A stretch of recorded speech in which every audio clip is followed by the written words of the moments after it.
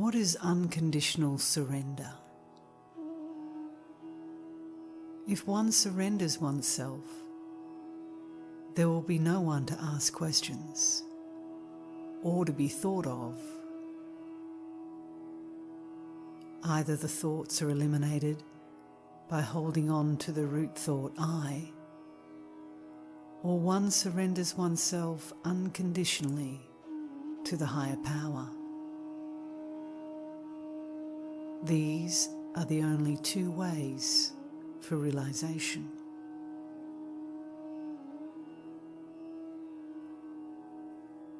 Complete surrender does require that you have no desire of your own. You must be satisfied with whatever God gives you, and that means having no desires of your own.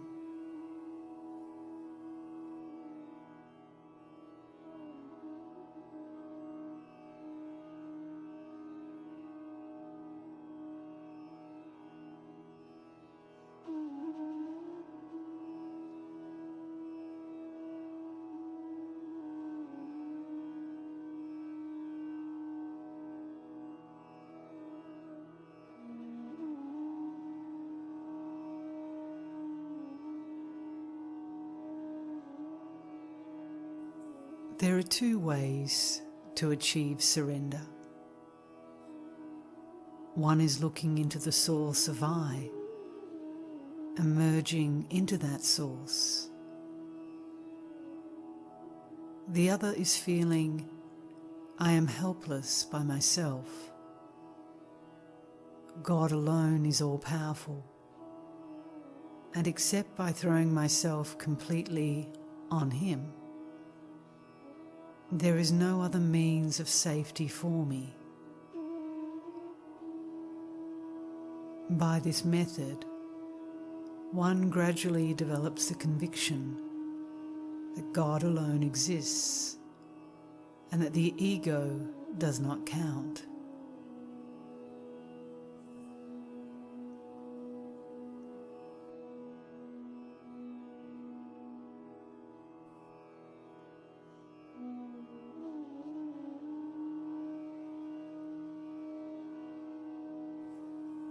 Both methods lead to the same goal.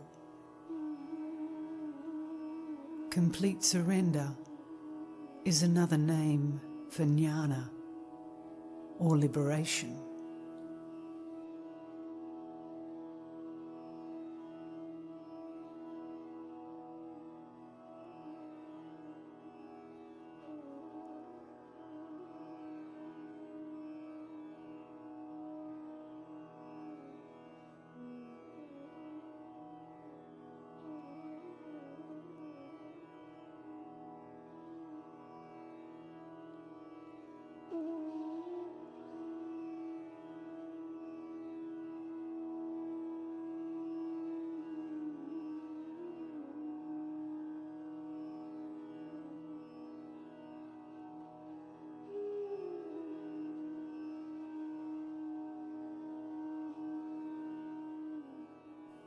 By whatever path you go, you will have to lose yourself in the One.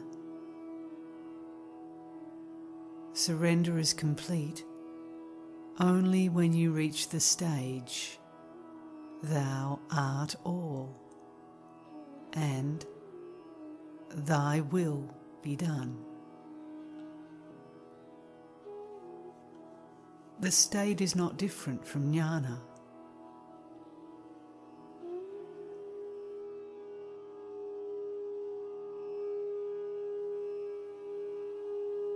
In Soham, the affirmation of I am He, there is dualism.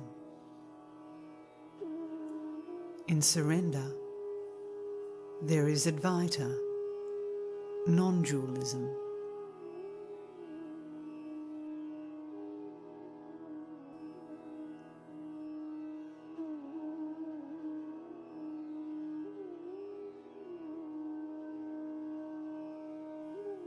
But in the reality, There is neither dualism nor non-dualism,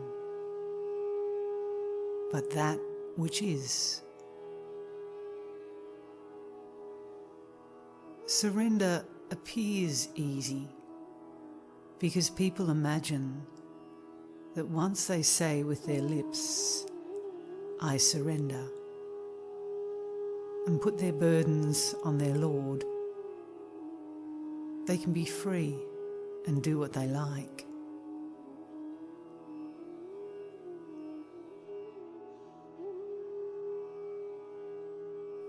But the fact is that you can have no likes or dislikes after your surrender.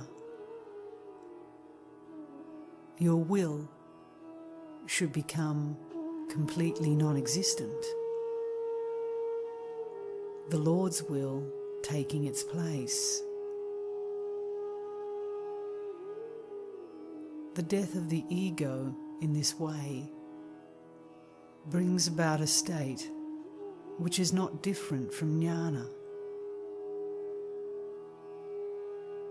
So, by whatever path you may go, you must come to jnana or oneness.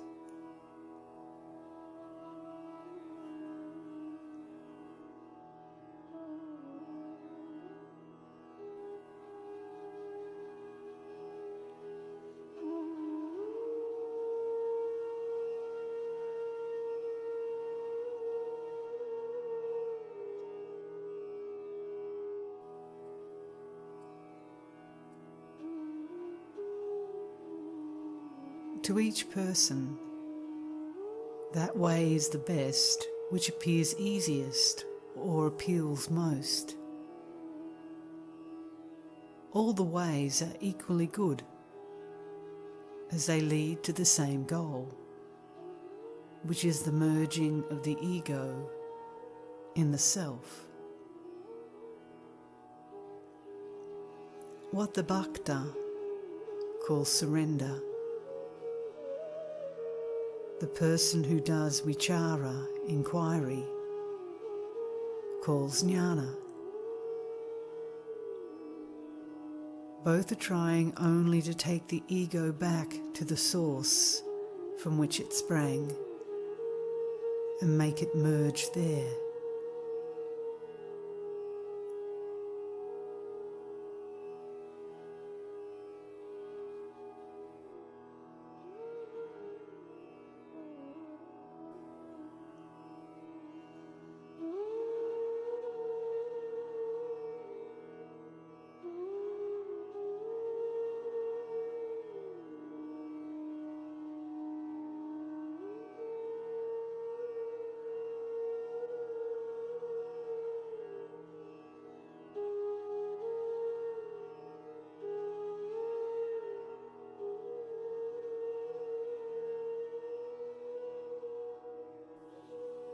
Leave it to God rather than hasten such a search. Surrender unreservedly. One of two things must be done.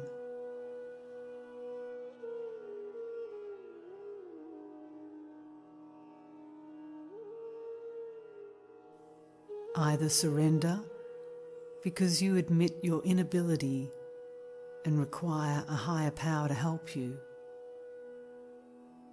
or investigate the cause of misery by going to the source and merging into the self.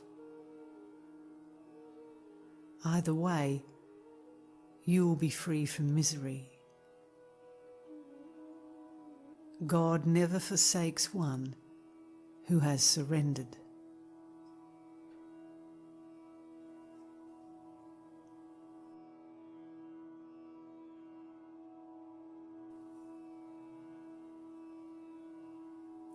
Surrender once for all and be done with the desire.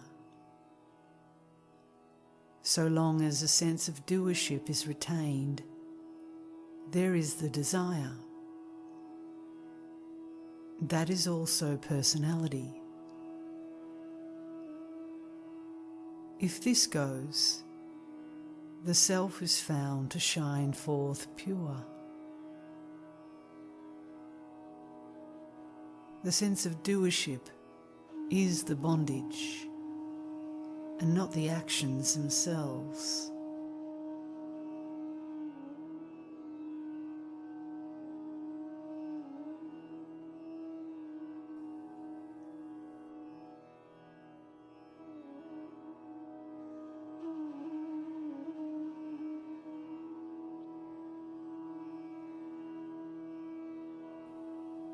Be still and know that I am God.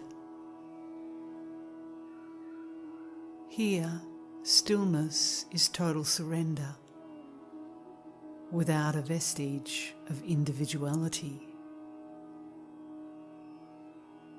Stillness will prevail, and there will be no agitation of mind.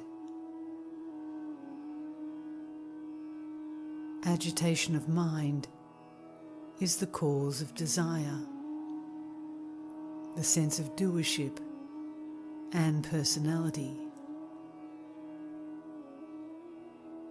If that is stopped, there is quiet.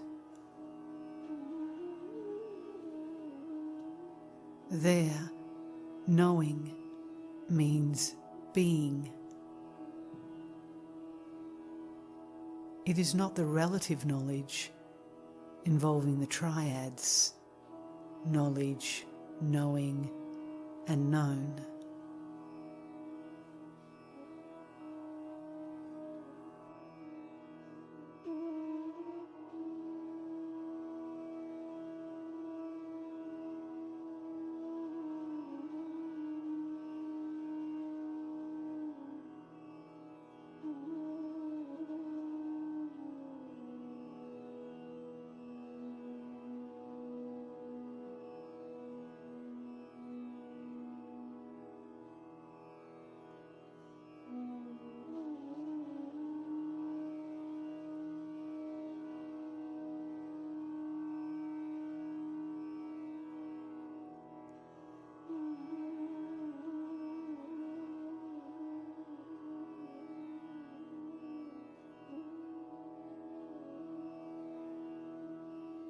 I am that I am.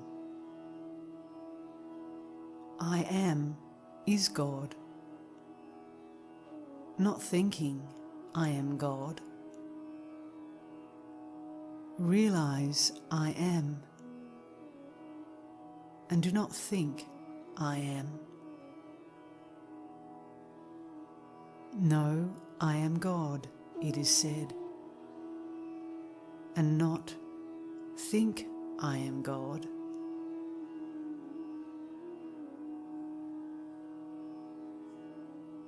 All talk of surrender is like pinching brown sugar from a brown sugar image of Lord Ganesha and offering it as food offering to the same Lord Ganesha.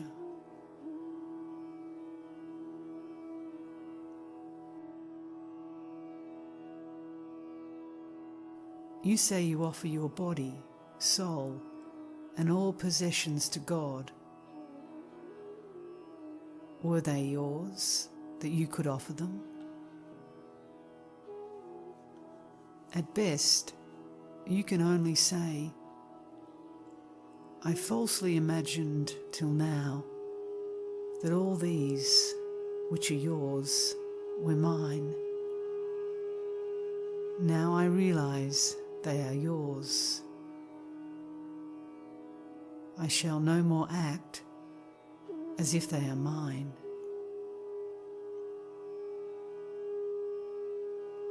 This knowledge that there is nothing but God or self, that I and mine don't exist, and that only the self exists, is jnana.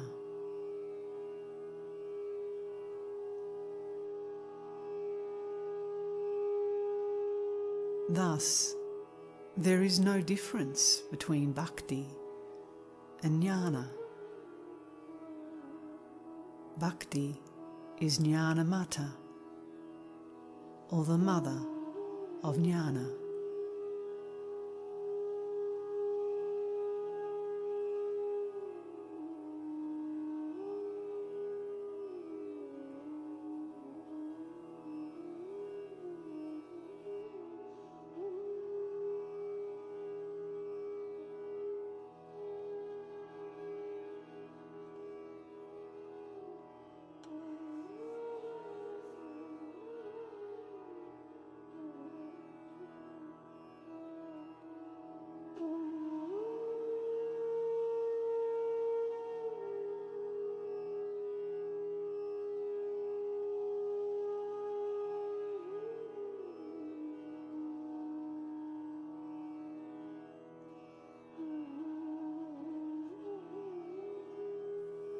If you have surrendered, you must be able to abide by the will of God and not make a grievance of what may not please you. Things may turn out differently from the way they look apparently.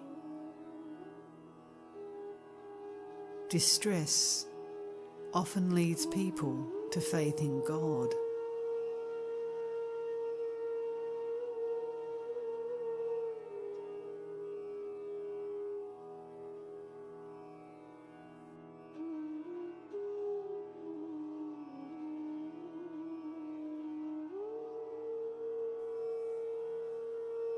You must only trust God. Surrender to Him and abide by His will, whether He appears or vanishes. Await His pleasure. If you ask Him to do as you please, it is not surrender, but command to Him. You cannot have Him obey you and yet think that you have surrendered. He knows what is best and when and how to do it. Leave everything entirely to Him. His is the burden. You have no longer any cares. All your cares are His. Such is surrender. This is bhakti.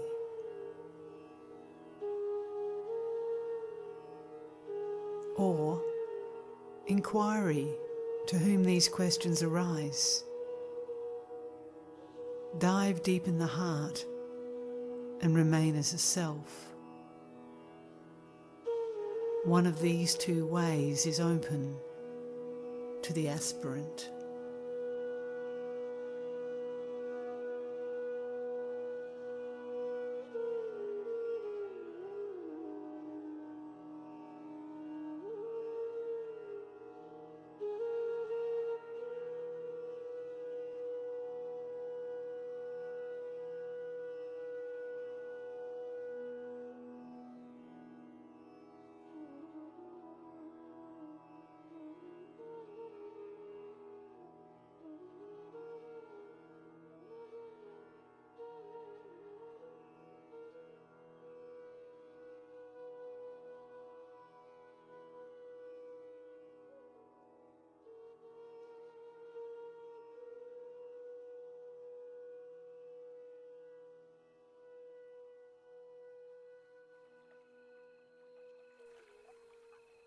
Complete surrender is impossible in the beginning.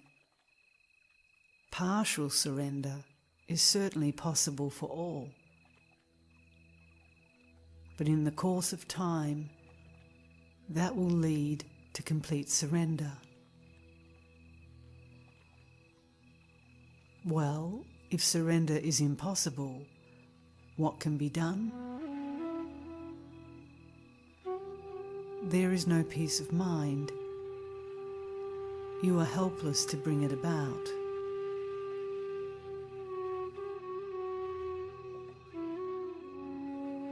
can be done only by surrender.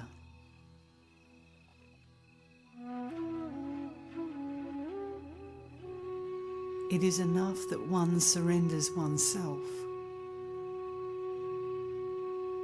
Surrender is to give oneself up to the original cause of one's being.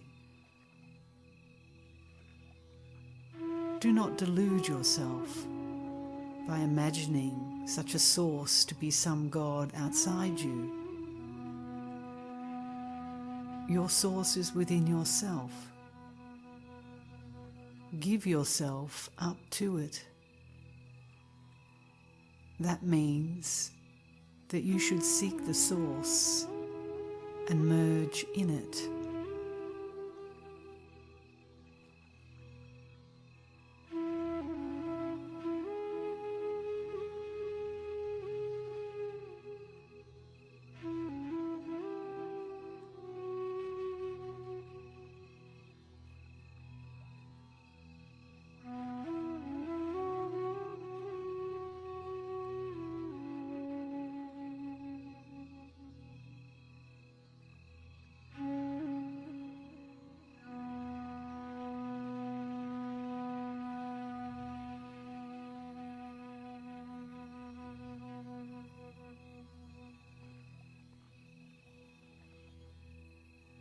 Call it God or call it karma. Some higher power will carry on everything in this world according to the development of the mind of each individual. If the responsibility is thrown on the higher power, things will go of their own accord.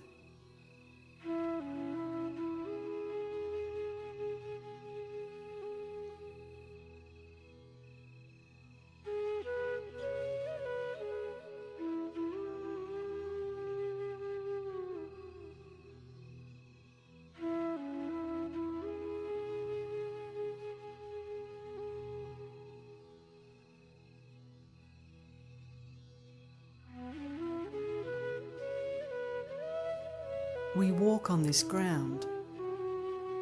While doing so, do we consider at every step whether we should raise one leg after the other or stop at some stage? Isn't the walking done automatically? The same is the case with inhaling and exhaling. No special effort is made to inhale or exhale. The same is the case with this life also. Can we give up anything if we want to, or do anything as we please? Quite a number of things are done automatically without our being conscious of it.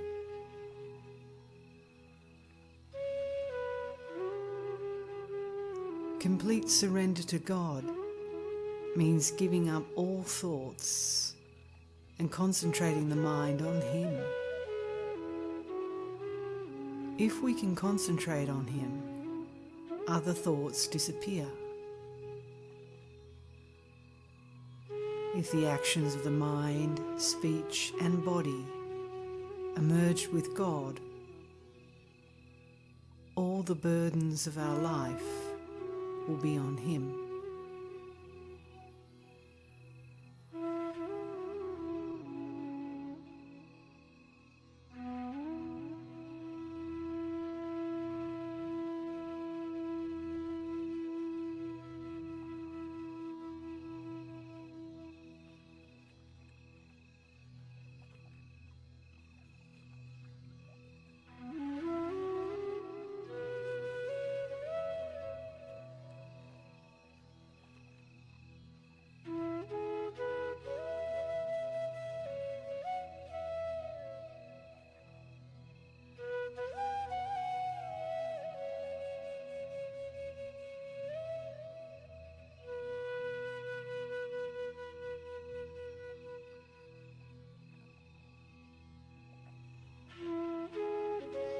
present difficulty is that people think they are the doer, but it is a mistake. It is the higher power which does everything, and a person is only a tool. If one accepts that position, they are free from troubles. Otherwise, they court them.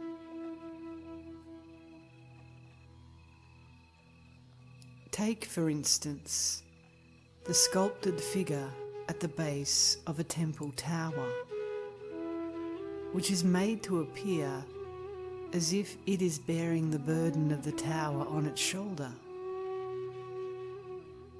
Its posture and look are a picture of great strain, which gives the impression that it is bearing the weight of the tower. But think, the tower is built on the earth, and it rests on its foundations. The figure is a part of the tower, but it is made to look as if it is bearing the weight of the tower. Is it not funny? So also is the person who takes on themselves the sense of doing.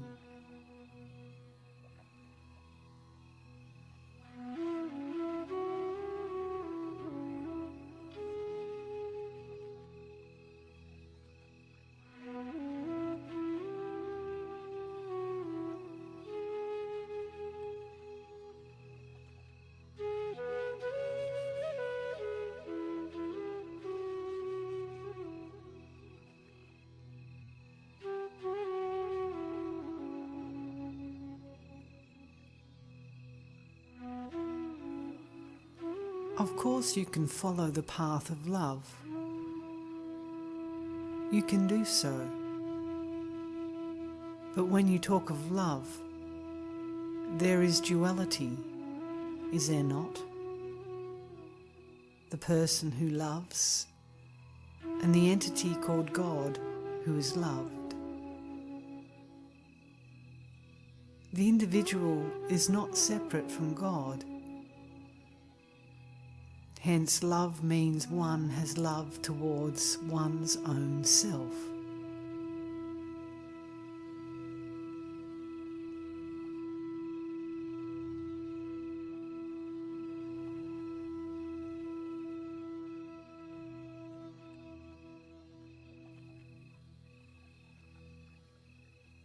Love itself is the actual form of God.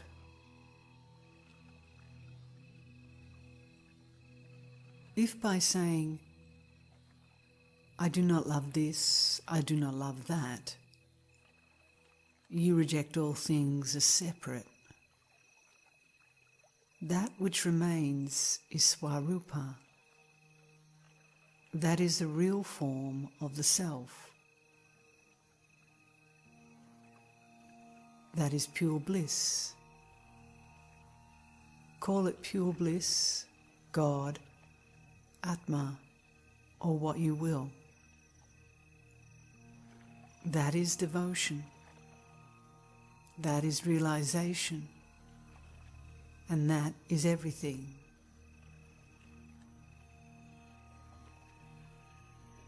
If you thus reject everything as separate, what remains is the self alone. That is real love. One who knows the secret of that love finds the world itself full of universal love.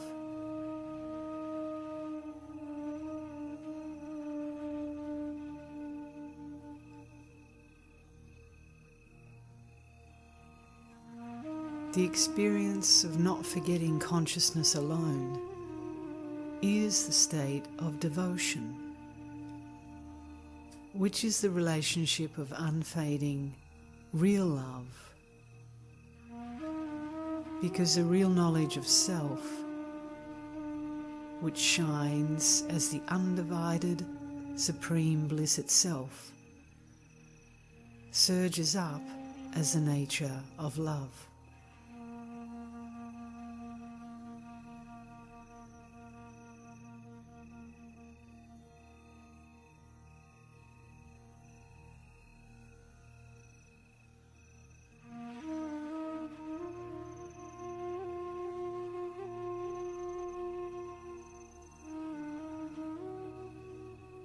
Only if one knows the truth of love, which is the real nature of self, will the strong, entangled knot of life be untied. Only if one attains the height of love will liberation be attained. Such is the heart of all religions. The experience of self is only love, which is seeing only love, hearing only love, feeling only love, tasting only love, and smelling only love, which is bliss.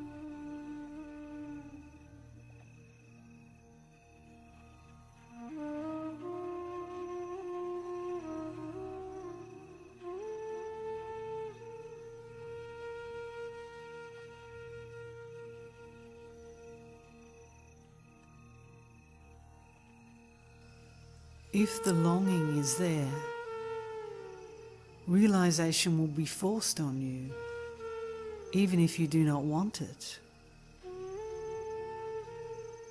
Long for it intensely, so that the mind melts in devotion.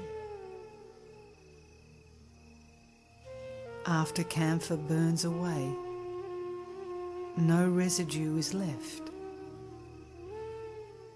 The mind is the camphor.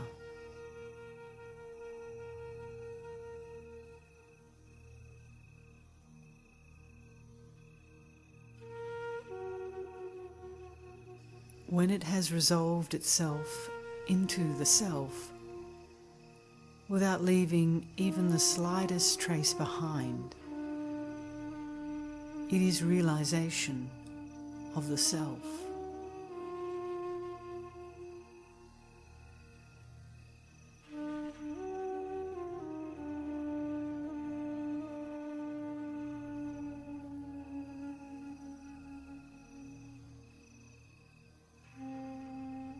Meditation helps concentration of mind. Then the mind is free from other thoughts and is full of the meditated form. The mind then becomes one with the object of meditation, and this makes it quite pure. Then think, who is the worshipper? The answer is I, that is, the self. In this way, the self is ultimately gained.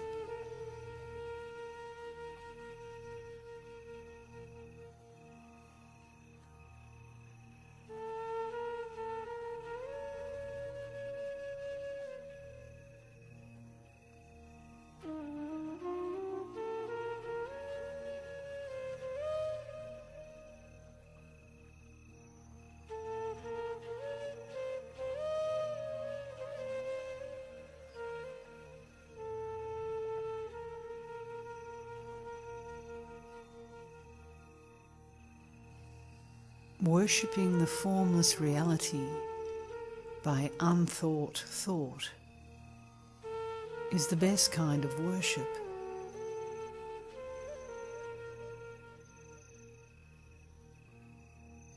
But when one is not fit for such formless worship of God, worship of form alone is suitable. Formless worship is possible only for people who are devoid of the ego form. Know that all the worship done by people who possess the ego form is only worship of form.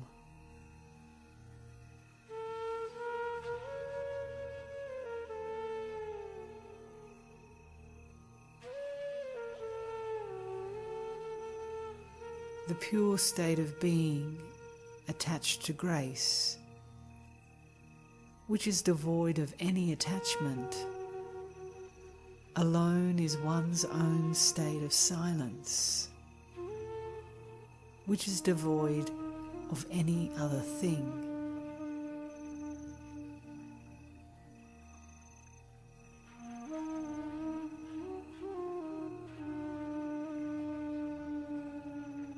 Know that one's ever abiding as that silence, having experienced it as it is, alone is true mental worship.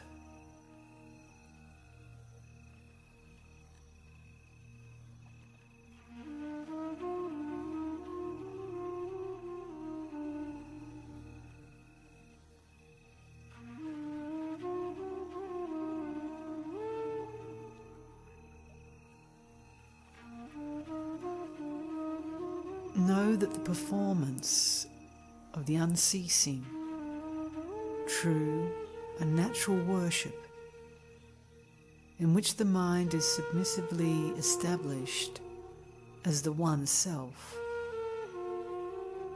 having installed the Lord on the heart throne, is silence, the best of all forms of worship.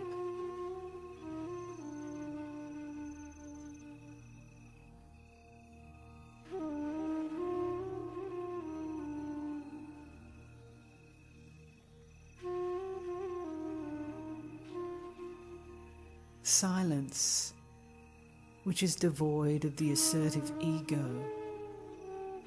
alone is liberation.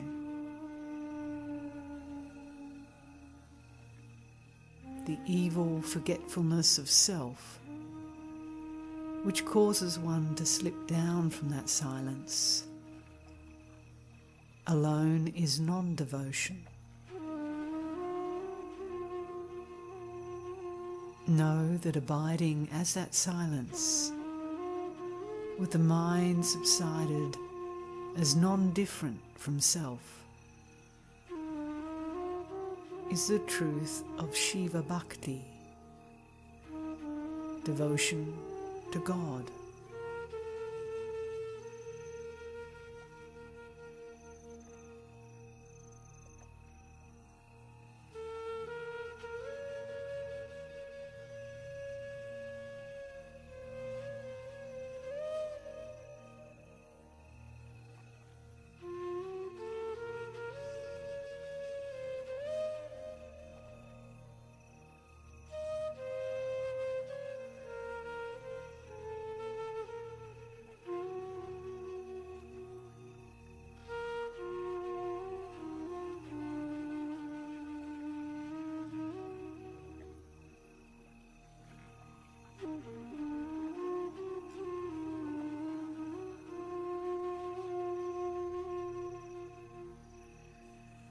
When one has completely surrendered oneself at the feet of Shiva,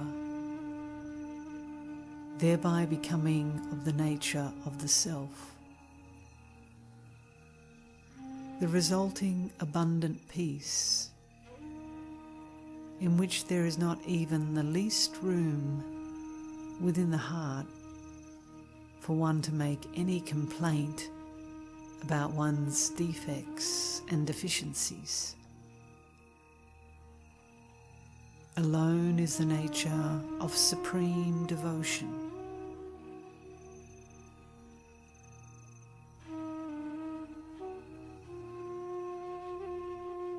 One's thus becoming a slave to the Lord, and one's remaining quiet and silent, devoid even of the egotistical thought, I am his slave, is self-abidance. And this is a supreme knowledge.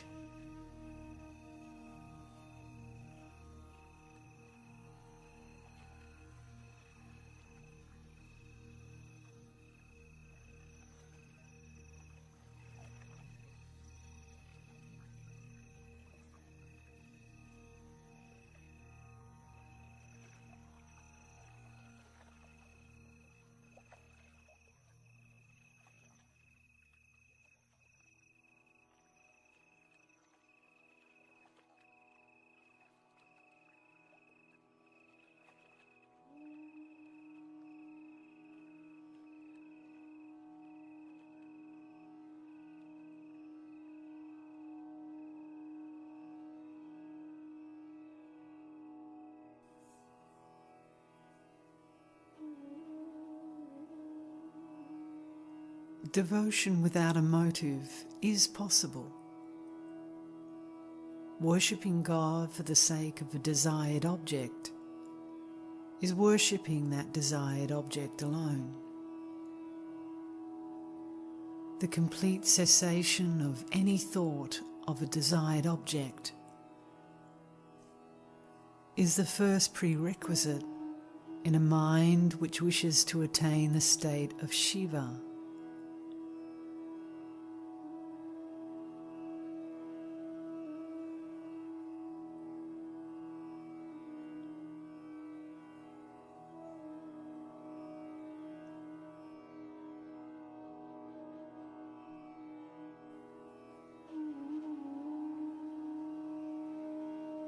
When you see God in all, do you think of God or do you not?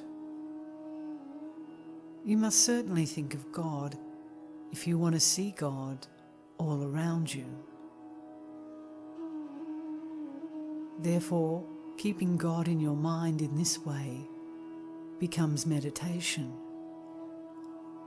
And meditation is the stage before realization.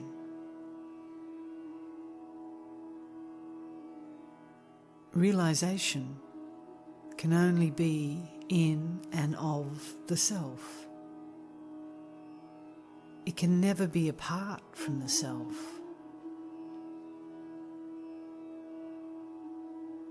Meditation must precede realization.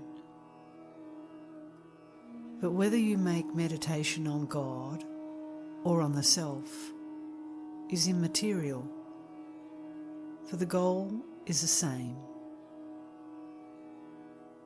You cannot by any means escape the self.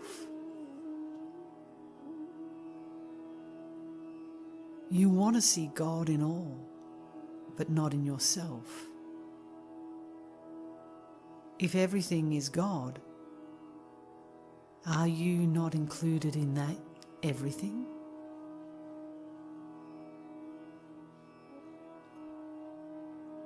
Being God yourself, is it a wonder that all is God?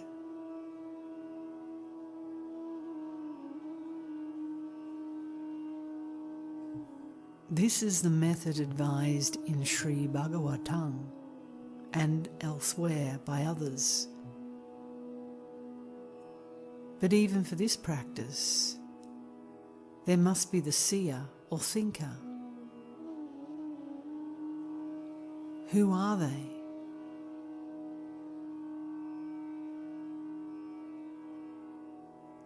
How to see God? To see God is to be God.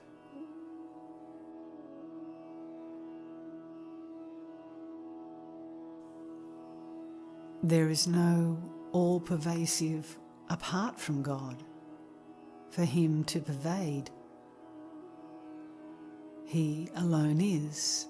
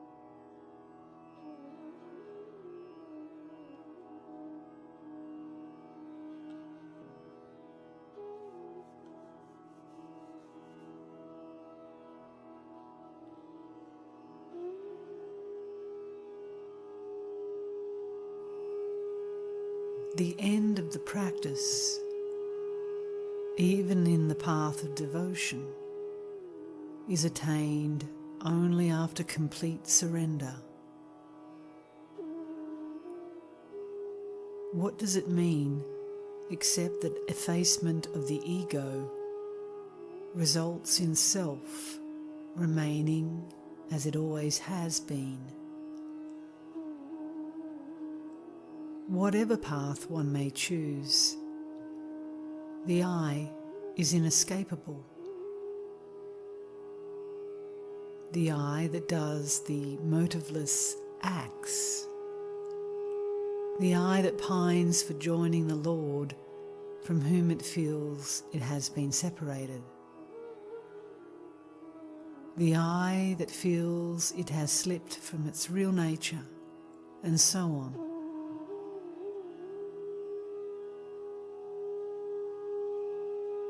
The source of this I must be found out.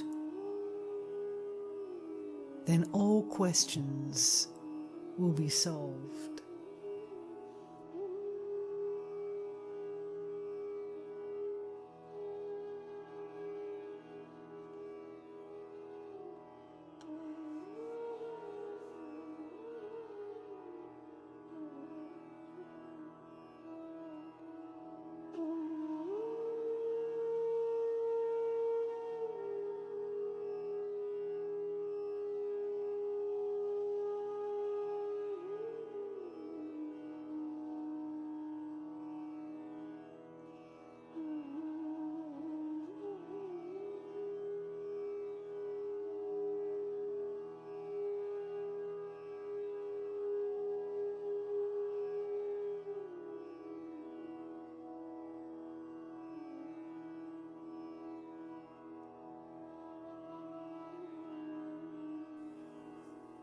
If I also is an illusion,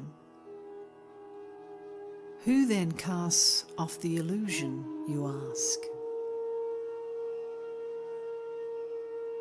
The I casts off the illusion of I, and yet remains as I. Such is the paradox of self-realization. The realized do not see any contradiction in it. Take the case of bhakti, devotion.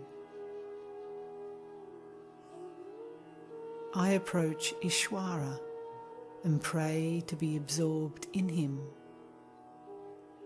I then surrender myself with faith and concentrate on him. What remains afterwards? In place of the original I, perfect self-surrender leaves a residuum of God in which the I is lost.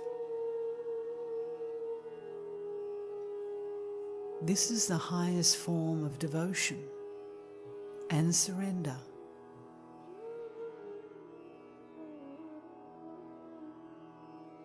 and the height of Raga, non-attachment.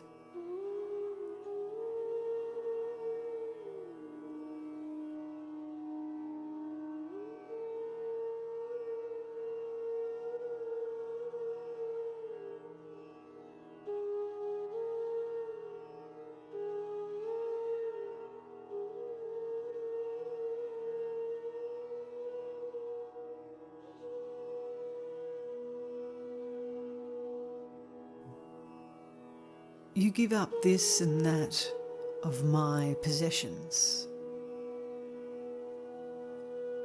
But if you give up I and mine instead, all are given up at a stroke.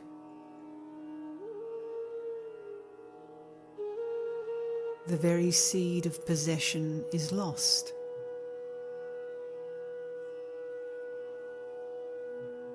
Thus the evil is nipped in the bud, or crushed in the germ itself.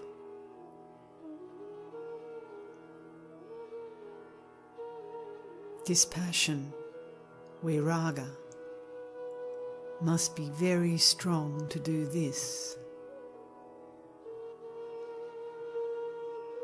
Eagerness to do it must be equal to that of a person kept under water, trying to rise up to the surface for their life.